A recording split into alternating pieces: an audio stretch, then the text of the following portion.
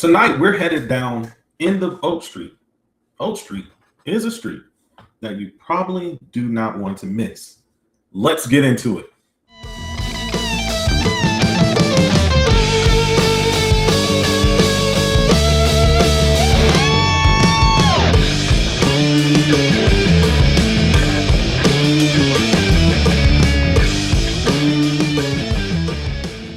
Directed by David Robert Mitchell, this movie has an all-star cast. We have Anne Hathaway playing Denise Platt. We have Ewan McGregor playing Greg Platt. We have Maisie Stella playing Audrey Platt. And we have Christian Convery playing Brian Platt. This movie is all about the family. Unlike many other movies that we see in most recent times, this movie concentrates on the family and puts the family first. Guys, I want to go ahead and get off to a great start by starting off with my positives for this particular movie. One of the positives that I have about this movie is that it puts the family first. Like I told you guys, families are really important. And if you read our bio for our particular review channel, we talk about building strong communities through strong families. And this movie does a good job of that, of setting us back up in 1982 with the Platt family. A mother, a father, a son, a daughter. This is the framework of America in those times, and it's the backbone of America, and what built America is having strong families. If you really look at a lot of psychology and sociology studies, you see the importance of strong families, how they raise children in a certain way to be productive citizens. And by having multiple of these types of communities and these families, you raise neighborhoods, which turn into communities, which turn into a nation overall.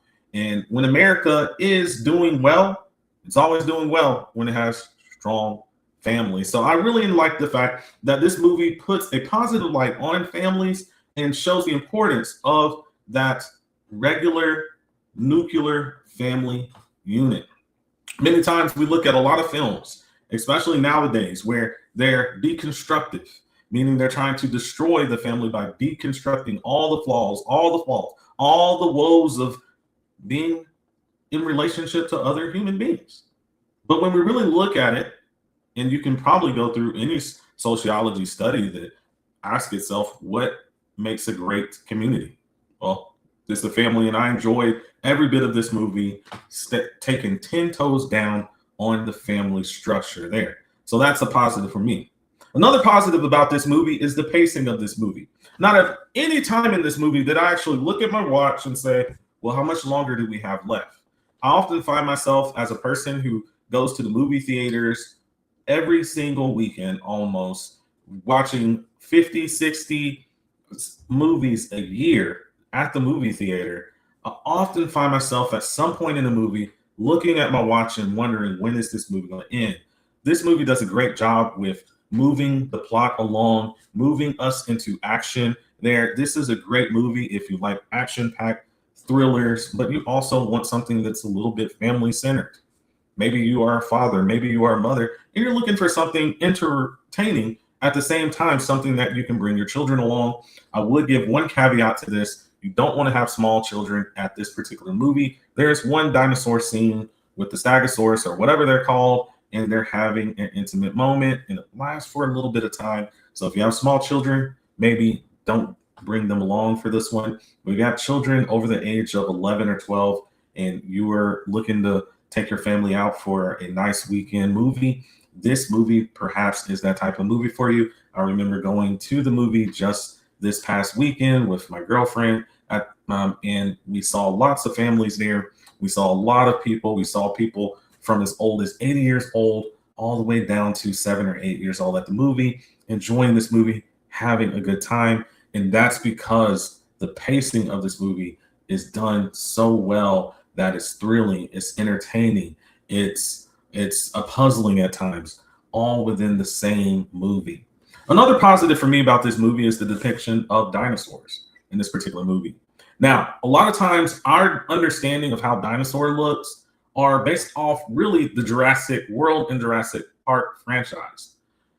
because really there hasn't been a whole lot of movies that have come out in recent times in the last 10 to 20 years that were about dinosaurs that weren't Jurassic World or Jurassic Park. In a way, it seems as though that franchise has a monopoly on the whole dinosaur thing, but I thought this movie did a spectacular job of depicting dinosaurs there. It didn't go with the old streamline effect from Jurassic Park. It had its own rendition of what they thought T-Rexes look like. What do raptors look like? The raptors in this particular movie are a stark contrast from those in Jurassic Park because these raptors are less lizard-like and they look more bird-like, almost like a ginormous ostrich or some sort. I thought that was an interesting take on dinosaurs. I thought it was pretty interesting. I did like the fact that it looked realistic. Each dinosaur looked realistic. Obviously, we know we're dealing with CGI here, but it wasn't bad at all. It really looked like you could drop me in or drop yourself in to that particular neighborhood and go through what they're going through. So I really enjoyed that. Now, moving on to my negatives for this particular movie, I thought that having two A-list actors in Anne Hathaway and Ewan McGregor as the leads of this movie was a bad choice. Now, don't get me wrong. I think Anne Hathaway has done an amazing job in this movie. Her performance was spectacular again in this movie. She's 3 for 3 this year in the movies I've seen. Devil Wears Prada 2, Odyssey, and this movie, End of Oak Street. She does a spectacular job in all 3 movies. But this movie, I realized that I was getting tired of seeing her as a lead in the movies. I'd already seen her just a month ago with Odyssey and just 2 or 3 months ago with Devil Wears Prada. And it started to take me out where her name becomes bigger than the role that she's playing. And it's hard for me to believe she is Denise Platt, the mother, the sympathetic mother who's trying to raise her children and keep her relationship with her husband, because it's Anne Hathaway who's been playing lights out in all these movies. So I wish they could have had another actress who is not well known, but who does a great job in this performance to provide a bit of practicality, a realness to the movie that this movie seemed not to have, where the star is actually bigger than the movie itself. Now, as far as Ewan McGregor, my reasons for him not being in the movie aren't exactly because he's an A-list actor, although that does play a role into it. It's more to do with the fact that he's a British actor and he struggles to have that Midwestern or Southern American accent. Here, this movie is set in America, the United States, in 1982. Not only that, it's set in Middle America, in a middle-class neighborhood with a nuclear family. And it just doesn't seem as though we would see an Ewan McGregor in that time period. And the reason why I say that is because the British accent comes out during multiple different scenes where he's struggling to actually pronounce words in a Midwestern or let alone Southern accent that would be believable for him to be a part of this community. Now, if the writers really wanted to have a British actor playing this role as the father, they should have included in the script, hey, this guy is from Britain and he migrated to the States and now he's married to an American citizen. That should have been in the script, but because it wasn't, we have to believe the father is an American born and raised, and his performance just doesn't do it justice. Another negative for me is that the ending of this particular movie left me with more questions than answers. And what do I mean by that? We have this kind of multiverse situation where there's 2 different situations where there's doubles. You have one young lady over here, and then you see her again as her double appears. And because of the different time in space, the movie doesn't really explain that. It just doesn't.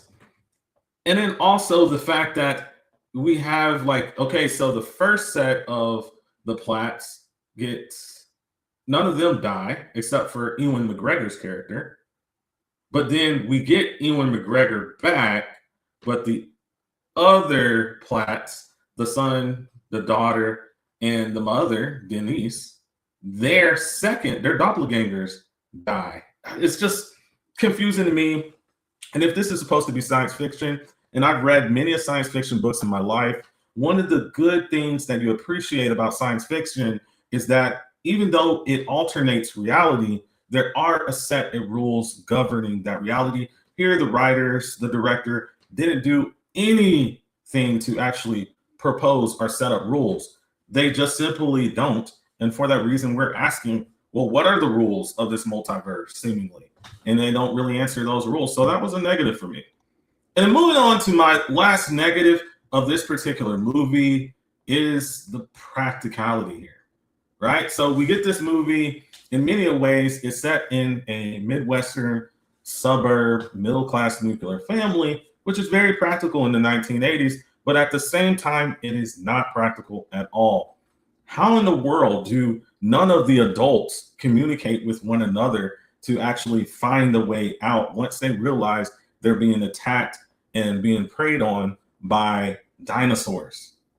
Any middle-aged person would have some reasoning to be able to think, well, it's a do or die situation outside. I'm not just going to sit in my house and try to wait it out. I'm going to see if I can find some of my neighbors that we just went to a block party together and figure it out and figure a way out of this mess. But no one seems to do that at any time.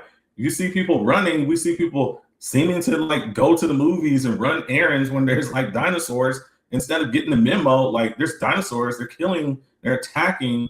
Let's band together. Let's come up with a plan. No one does that. That's crazy to me. That now I did like one other thing, and I should have put this in my positives here, but I did like the kill scene there. And let's go ahead and mention it. The Fright Brothers crown carnage for the best kill scene goes to Ewan McGregor's character. The father gets killed off when he tries to save Anne Hathaway's character, Denise Platt. And in so doing, he hits the Tyrannosaurus Rex in the head, seemingly falling down. But then the Tyrannosaurus Rex gets up, bites one of his legs off, and then continues to devour him until he is no more. This was a shocking part of the film because we didn't see it coming. This was the surprise of this particular film. Here we have a man and his wife and children seemingly to go through traumatic situation, and it seems like their family is building back up, that they're re-establishing that bond and restructuring and becoming better as a family. And then he gets killed off. It's the shock of the particular movie, and one of the better parts of the movies that I liked. Now, as far as my monkey misfire for the worst kill scene, that would have to go to the neighbor, the annoying neighbor who was on the top of the home shooting around at the dinosaurs at the top of the home. While it was very funny and he was very annoying, and I can see why most of the audience would perhaps have this as their crown carnage for best kill scene. The reason why it's not my favorite kill scene is because it's a terrible depiction of masculinity. You have a man who is looking for trouble. He's looking to do anything he can throughout the whole movie that he was a part of to find someone and to do bad things to them. And he seems to not be a person who is secure. He seems to be very insecure, unhealed. And then we have him as the butt of the jokes. I don't like that. I think that reflects negatively on masculinity. Now, moving on to the beyond the body count for, does this movie really do a good job of depicting positive masculinity? And for that, I would say for the most part, it is true. It does a decent job of that, I would say, through the Ewan McGregor's character, because the father, Greg, is lost his job, but instead of being down and out and turning to drugs and other kind of things, he decides that he's going to do whatever it takes to support his family, even if that means him being a pizza delivery driver. And he does exactly that. He doesn't complain. He's also continuing to parent his son. You know, when he realizes that his son is smoking cigarettes, he gets onto his son in a loving but stern tone. And those are the things that we're missing in today's society, because a lot of times fathers have quit. There are more than 50% of kids being raised today without fathers in the household. And what's even more worse than that is the fact that not only do they not have fathers in the household, they don't have fathers that care for them at all. So we wonder, why do our young men struggle with masculinity, struggle with understanding what it means to be a man, struggle with what is their life's purpose? And it's because they don't have fathers. But there is hope for these young men. There's great hope in that, because I know it for myself, because I was raised by a father who did not have a father in the household, because his father died when he was a little boy. And yet he did a good job. He respected his elders, his parents, his grandparents were a part of his life, and he made a difference and decided that he was going to break that curse of growing up fatherless by getting married and having kids. And I'm one of those kids, and of course my brother and sister are as well. So there is hope for the next generation, even if you grow up without a father. There are many stories, not only my dad, but many other stories of men who grew up without fathers, who depended on God and turned to God, and God helped them by being their father and by helping them become the man that maybe their father was not, whether it's by death or because of some other reason. So this is a good story that I enjoyed here. And then lastly, for my final verdict, I give this movie a bark, which in common terms is a C. This is a solid C. It's a C movie. It's not a great movie as far as the writing, but it does have some great line deliveries there by Anne Hathaway, who did a great job. And so I would say this movie is entertaining, but it's just not well written, and it leaves a lot of questions without any answers. So that is my Fright Brothers grade for this movie. Hey guys, we want to know what your thoughts are about this particular movie. Were you entertained by this movie? If you're a mom or a father, would you take your children to see it? Did you take your children to see it? What are your thoughts about this particular movie? Please leave it in the comment section below. And remember, Fright Fam, be watchful.